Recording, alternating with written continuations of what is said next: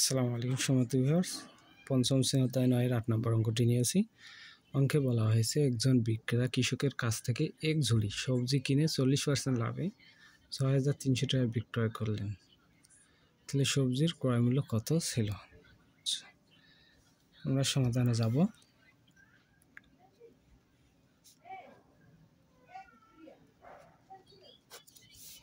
আমরা লিখব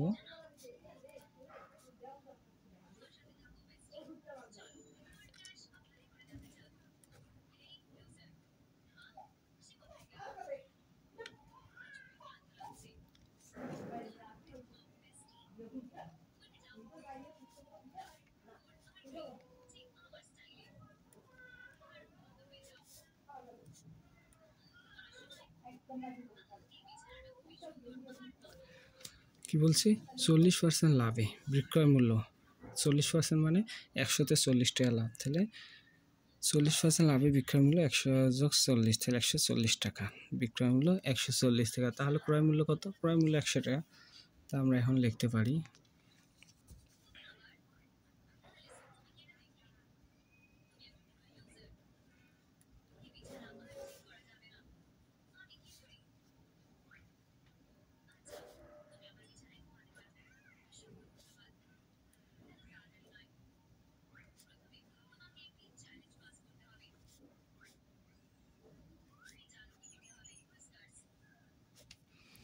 বিক্রয় মূল্য 140 টাকা হলে ক্রয় মূল্য হচ্ছে 100 টাকা।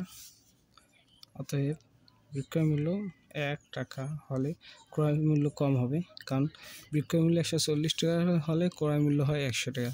আর বিক্রয় মূল্য যদি 1 টাকা হয় তাহলে ক্রয় মূল্য কি কম হবে, তাহলে হবে 100/140 টাকা। আমরা লিখব অতএব বিক্রয় মূল্য 6,300 টাকা হলে তাহলে বেশি হবে।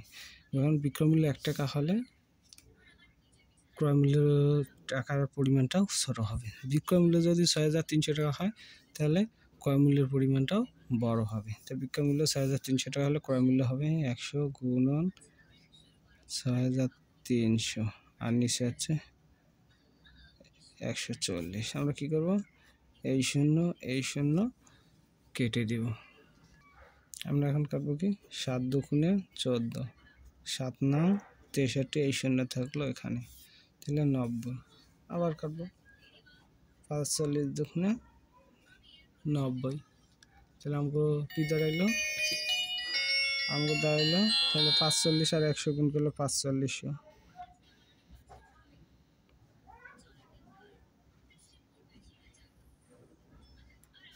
তাহলে আমাদের কি ক্রয় মূল্য 4500 টাকার পণ্য 40% লাভে বিক্রয় করে 6,300 টাকা।